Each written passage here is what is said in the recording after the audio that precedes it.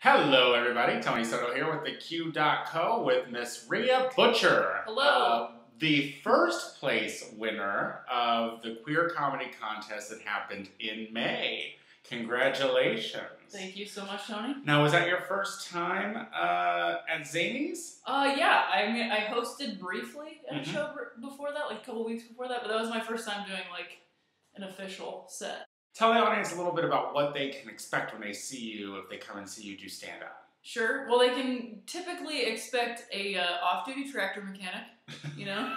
I'm moonlighting as a comedian. During the day, I'm usually fixing things with my hands. No, I like to talk about where I'm from. I'm from Ohio.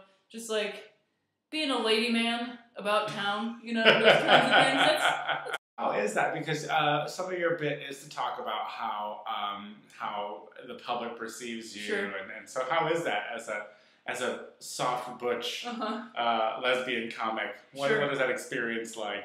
Like in general, like in life, or just as a comic? Okay, because I'm sure you get a lot of stories from life. Sure. Yeah, I mean, it's just kind of always been like that, and I've always wanted to talk about it because I know there's other gals and boys out there like me, so like, because at this point, like, I just find it funny. How long have you been in Chicago now?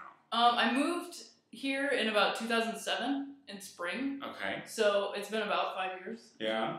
And but comedy has been a recent thing? Yeah, I was doing improv for a little while. Like, when I first moved here, I actually moved to Oregon briefly to be a little bit of a hippie. Yeah.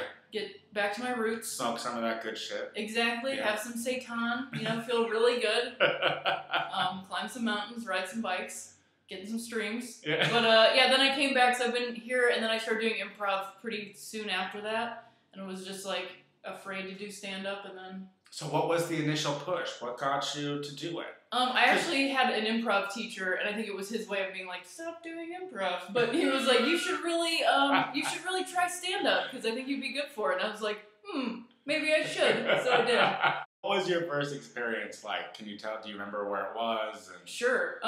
The first time I did stand-up was at an open mic at Kohl's, which was a great, great place to do stand-up. I waited till like 1 in the morning. I was exhausted because I had to go to work the next day, but I kept like telling myself like, just don't do it. You don't need to do it. It's too late.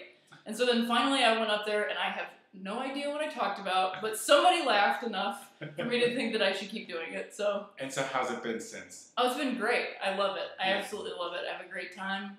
There's times where I have no idea what I'm talking about, and I'm having a breakdown, but sometimes it just feels fantastic. The night of the contest, how did you feel? Because you went up against quite a few comedians, so and to win and to still be fairly new, what was that like?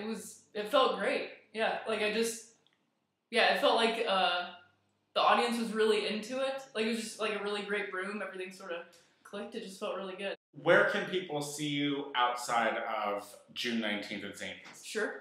They can see me. I co-produce a show at the Hideout called Kind of Blue. So you can check that out on Facebook. We have dates. It's always on a Sunday, but different ones through the summer. So we have shows coming up there. I'm actually hosting the open mic at Kohl's, so they can see me there. That's weekly on Wednesdays at Kohl's. And I'm starting a show with Caitlin Berg at the Pleasure Chest called Performance Anxiety, which is going to be real fun. And there's also a 15% off discount for all audience members. So look at that. Coming out to that one. And then get 15% off of a vibrator. Sure. I don't know. Sure. They have one of those chairs that you can ride, 15% off of that. That's going to save you a lot of money. So. I don't even know what she's talking about. And I want it. Yeah, it's a thing. It looks like a lot of fun. You sit on it. Come on out to the show and you'll find out more. Let's talk about the June 19th show at Zanies, which is going to be the Pride show, where all the winners, which was you, Joel Kim Booster, and Lisa Loretta, will be performing. What can the audience expect, like, just in case they saw you at the contest? Is it going to be completely different when you go back? There's going to be some new stuff. There's going to be some old hits. spun a little bit new, but there'll be some new stuff. I might get a little more, since it's a little more time and a little bit of a more open show, I might tell some more personal stories. Thank you so much for talking with me right now. Listen, don't forget, check out all the winners, especially Rhea Butcher, for June 19th at Zanies, the queer comedy. It's always a good time. And we're going to make sure to follow you as much as we possibly can because, like I said, we think that you're very funny and we wish you nothing but the best. Thank you so much for having me. Thank you. And thank you, everybody. Bye. Bye.